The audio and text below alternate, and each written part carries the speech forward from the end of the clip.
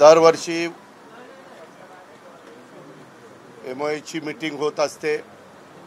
त्याच्यामध्ये महाराष्ट्र ऑलिम्पिक असोसिएशनची मीटिंग होत असताना यावेळेस उद्याच्या 4 वर्षाच्या करता आम्हाला पदाधिकाऱ्यांची निवड आणि सन्माननीय सदस्यांची निवड ही त्या बाबतीमध्ये करायची होती।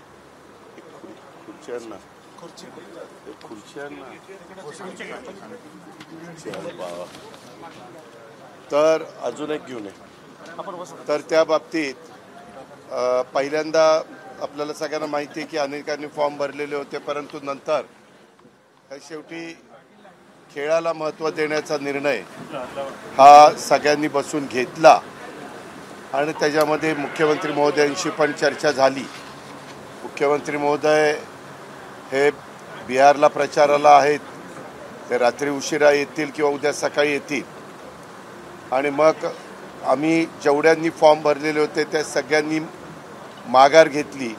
त्याच्यावर निवडणूक अधिकाऱ्यांनी सांगितलं की एकही कुणी फॉर्म ठेवलेला नाही, त्याच्यामुळं निवडणूक घेण्याचा प्रश्न नाही।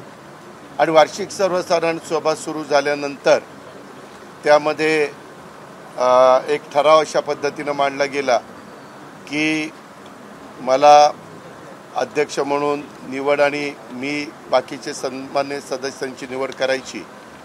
जरी तशा पद्धतीनं झालेलं असलं तरी आम्ही सगळ्यांनी मिळून एकत्रमध्ये 21ची कार्यकारिणी आणि वेगवेगळे पदाधिकारी असतात, 4 लोक त्याच्यामध्ये ॲडिशनलचे घेता येतात, स्वीकृत म्हणून अजून 4 घेता येतात, असे 29 लोक घेता येतात। मागच्या वेळेस पण असेच 29 लोक होते कार्यकारिणीमध्ये। सगळे वेगवेगळे पदाधिकारी, वेगवेगळ्या समित्या असतात, त्या समितीवर चेअरमन म्हणून तुम्हाला संधी मिळू शकते। एकूण 60 संघटना, याचे एकूण 61 संघटना निवडणुकीच्या करता मतदानाच्या करता पात्र होत्या, परंतु त्याच्यातनं एका संघटनेने प्रतिनिधी पाठवले नव्हते, त्याच्यावर 30 संघटनांनी 60 प्रतिनिधी पाठवलेले होते आणि त्या 60मध्ये आम्ही साधारण 29 निवडलेलं आहे। 28 आत्ता निवडलेत, परंतु एक महिला निवडायची, कारण सगळ्या कार्यकारिणीत कमीत कमी 3 महिला पाहिजेत। आत्ता आम्ही 2 महिला घेतलेल्या आहेत। तिसरी एक महिला ज्या खेळाला प्रतिनिधित्व मिळालेलं नाही अशातनं तो खेळाडू आम्ही महिला म्हणून निवडणार आहे। असं जे आमचे पोटनियम आहेत किंवा नियमावली आहेत त्या सगळ्याचं बंधन ठेवून आम्ही ह्या सगळ्या गोष्टी केलेल्या आहेत। आणि आज मी माझ्या अध्यक्षांनी निवड झाल्यानंतर मी सिनियर उपाध्यक्षाची एक पोस्ट असते, 4 उपाध्यक्षांच्या असतात, जॉईंट सेक्रेटरी, अशा वेगवेगळ्या अनेक प्रकारच्या पोस्ट असतात।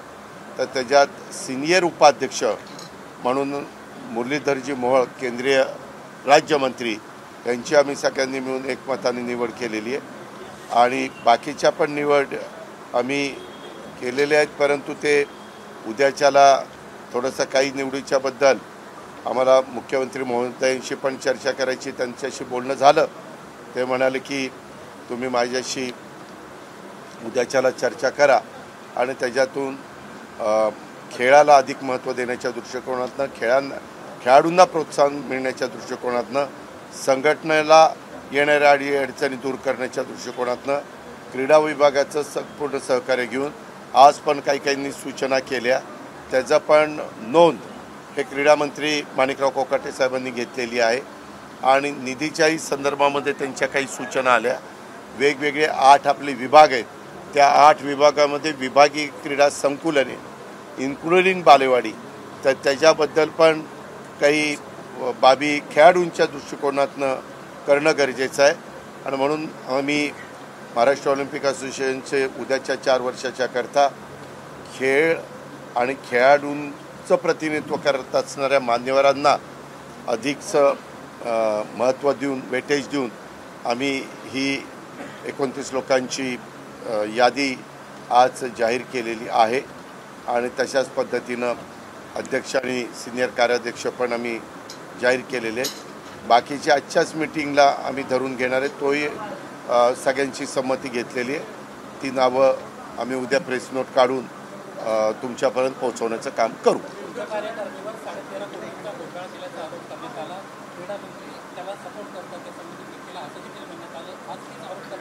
असं एक मिनिट, असं काही नाही.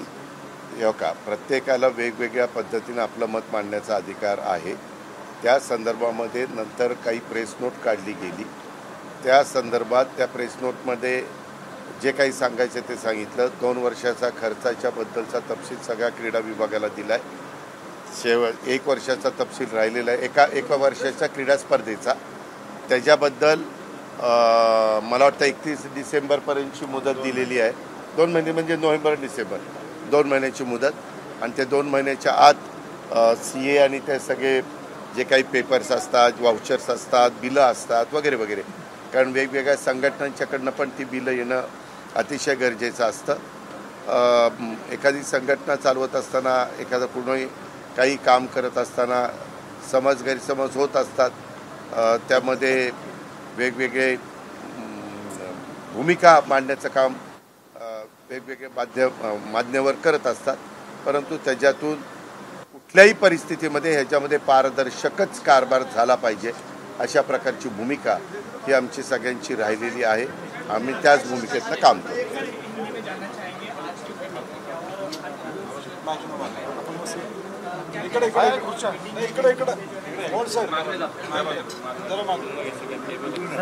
आज महाराष्ट्र ओलंपिक एसोसिएशन की जनरल बॉडी की मीटिंग थी, एनुअल मीटिंग. तो उसमें आगे 4 साल के लिए बॉडी डिक्लेयर करनी थी, कमेटी डिक्लेयर करनी थी. उसके बारे में चर्चा हुई.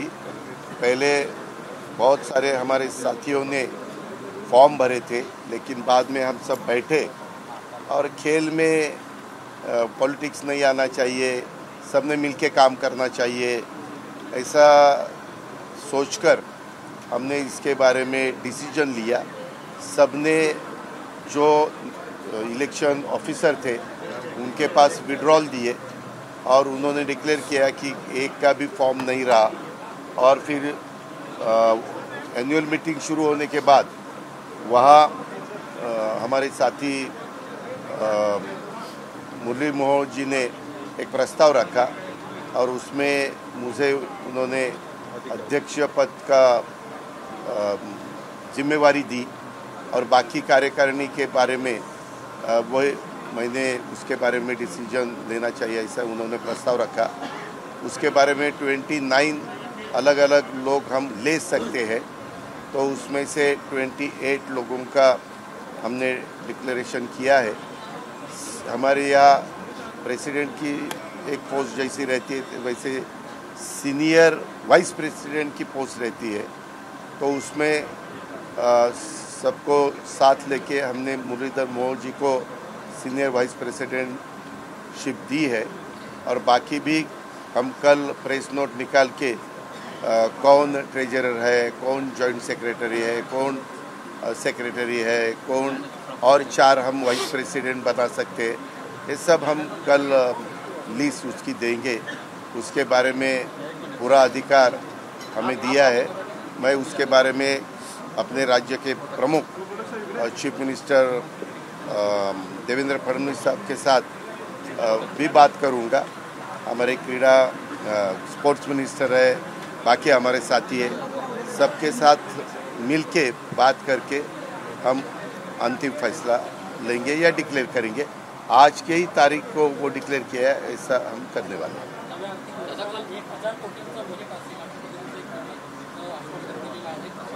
प्रयत्न करू. त्याच्या संदर्भात आत्ता 650 कोटीचं अर्थसंकल्पामध्ये तरतूद केलेली आहे.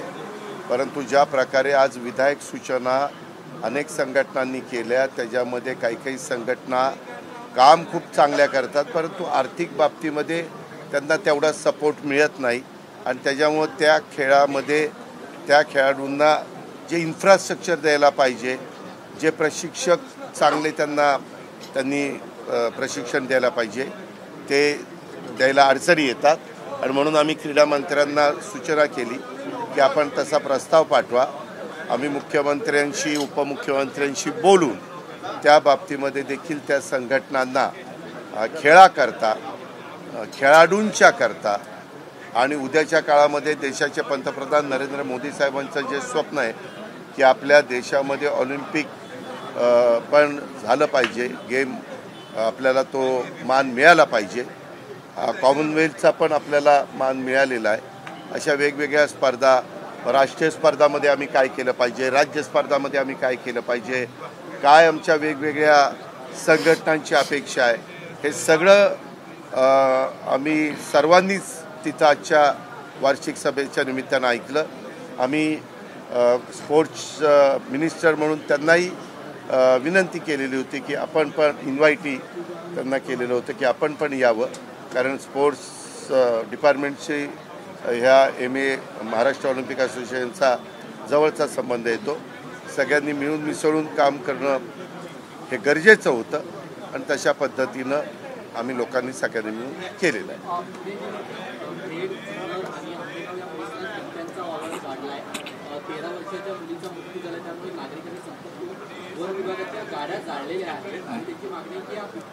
मला आत्ताच ती बातमी कळाली, ही दुर्दैवी घटना आहे.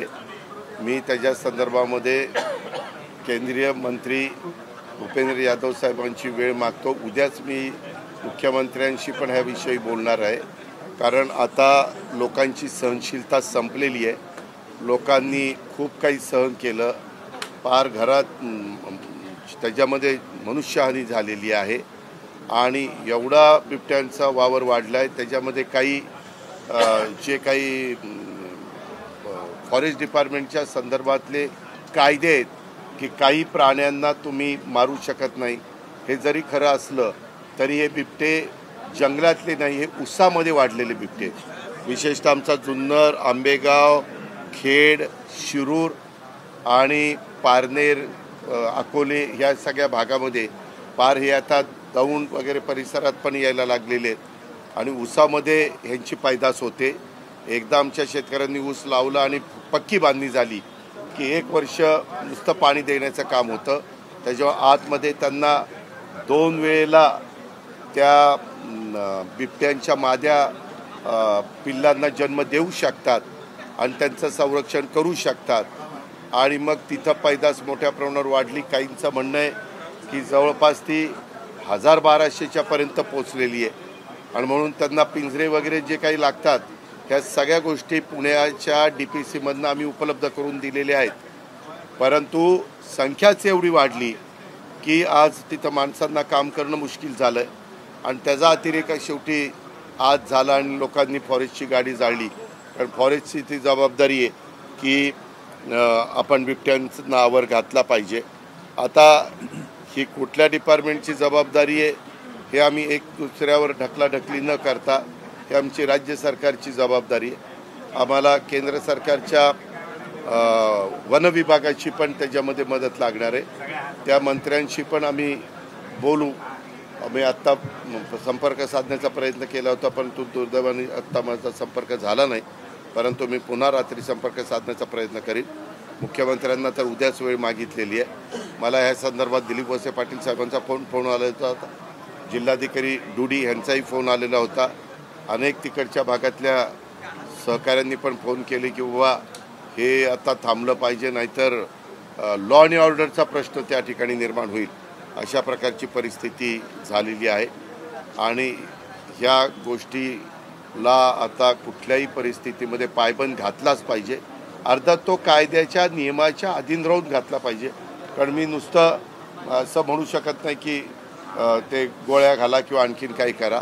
त्याबद्दल रितसर ज्या काही परवानग्या असतील, आपण बघा कधी कधी एखादा टायगर हा त्यांनी भक्ष्य मनुष्याचं त्याला चटक लागली तर मग आपण परवानगी घेऊन त्याला जो काही त्याचा बंदोबस्त करायचा तसा करतो. परंतु हे 1-2 नाही आहे, हे शेकडोनी वाढलेले. तर मध्ये आम्ही पकडून वनतारा तिकडं पण 50 बिबटे पाठवण्याचं निर्णय घेतला आणि त्याला वनताराच्या प्रमुखांनी पण सांगितलं तुम्ही पाठवा. परंतु 50नी प्रश्न सुटत नाही. त्याची नसबंदी करून पण प्रश्न सुटत नाही, कारण नसबंदी केली तर इथून पुढची पैदास थांबेल, पण त्याचे हल्ले तर काही थांबणार नाहीत. त्याच्यामुळे यांना पकडून असं बंदिस्त काही एरिया करून त्याच्यामध्ये ते ठेवावं लागेल जोपर्यंत त्यांचं पुढचं आयुष्य राहिलेलं आहे आणि त्यांना बाकीची सगळी व्यवस्था तिथं राहण्याच्या दृष्टिकोनातनं अन्न आणि पाणी ह्या जे करून द्यावी लागेल. तर ते काय करावं लागेल आणि ते कायद्याच्या नियमाच्या सुप्रीम कोर्टाने वेळोवेळी दिलेल्या निर्णयाच्या अधीन राहून करण्याचं काम आम्ही करणार आहोत. कर्नाटकचे आमदार लक्ष्मण सोदे यांनी मराठी माणसाला धमकी दिली, मराठी माणसांनी घरातच बसावं, नाही तर आम्ही मुंबई कर्नाटकला जोडण्याची मागणी करू अशी धमकी दिली. हे का असल्या धमकीला आम्ही भीक घालत नाही. महाराष्ट्रातच मुंबई आहे, मुंबई महाराष्ट्रातच राहणार असं एखाद्या व्यक्तीने केलं म्हणजे काय अख्ख्या त्या कर्नाटकचं मत नाही आहे. ह्या संदर्भातली मॅटर सुप्रीम कोर्टात चालू आहे. आम्ही मुख्यमंत्री सगळेजण सातत्याने प्रयत्न करतो की ती लवकरात लवकर सुप्रीम कोर्टामध्ये लागावी. आपलं पहिल्यापासूनची भूमिका आहे बेळगाव कारवार संयुक्त महाराष्ट्रामध्ये तो सगळा भाग आपल्यामध्ये निपाणी बेळगाव कारवार तो सगळा भाग आपल्यात आला पाहिजे. अनेकदा तिथल्या निवडणुका झाल्या त्यावेळेस जनतेने पण तसा कौल दिलेला आहे. परंतु नंतरच्या काळामध्ये ह्या गोष्टीला आता 2-3 पिढ्या लोक मागणी करतायत, आंदोलन करतात, प्रयत्न करतायत, ह्या सगळ्या गोष्टी करतायत आणि त्याच्यामुळं असा कुठला दिवस आला की मग अशा त्यांनी मागण्या केल्या तर त्या मागण्याला काही अर्थ राहत नाही. शेवटी सुप्रीम कोर्ट सर्वोच्च आहे आणि सुप्रीम कोर्ट दोन्ही भागाच्या स्टेटचं ऐकेल, वकिलांची बाजू ऐकून घेईल आणि योग्य तो निर्णय देईल अशी आमच्या. या संदर्भात अनिल थत्ते यांनी एक पोस्ट केली आहे की कोकणातील नेत्याने संजय राऊत यांच्या आजारपणासंदर्भात करणी केली, त्यामुळे त्यांचा आजारपण कसं पाहताय? तेव्हा का मी तुम्हाला सांगितलेलं आहे, आज आमची महाराष्ट्र ऑलिम्पिक असोसिएशनची मीटिंग होती. ती आमच्या दृष्टीने खेळाच्या दृष्टीने खेळाडूंच्या दृष्टीने अनेक संघटनांच्या दृष्टीने महत्त्वाची होती. त्याच्याबद्दलची मी माहिती दिलेली आहे. बाकीचेही प्रश्न तुमच्या दृष्टीने महत्त्वाचे आहेत, त्याला आम्ही उत्तरं दिली पाहिजे ह्याहीबद्दल दुमत नाही. परंतु मी खेळाच्याबद्दल महाराष्ट्र ऑलिम्पिक असोसिएशनच्याबद्दल आणि आमच्या जे बिबट्याने हल्ला केला आहे तोही अतिशय गंभीर प्रश्न आहे, अतिशय गंभीर बाब आहे, याला उत्तरं दिलेली आहेत. बाकीच्याबद्दल मी उद्याच्याला तुमच्याशी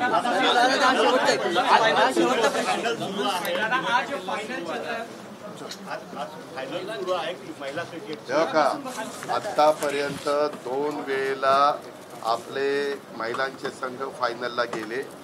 एकदा माझ्या माहितीप्रमाणे इंग्लंडच्या विरोधात हरले, एकदा ऑस्ट्रेलियाच्या विरोधात हरले. यावेळेस सेमीफायनलला ऑस्ट्रेलियाला एवढं मोठं टार्गेट आपल्या महिला खेळाडूंनी गाठणं सगळ्यांना दुरापास्त वाटत होतं, परंतु ते टार्गेट गाठलं गेलं आणि त्याच्यामुळे साहजिकच भारतीय महिला संघाच्या बद्दलच्या अपेक्षा क्रीडाप्रेमींच्या क्रिकेटप्रेमींच्या खूप वाढलेल्या आहेत. आम्ही आपल्या सगळ्या महिला खेळाडूंना शुभेच्छा देऊ.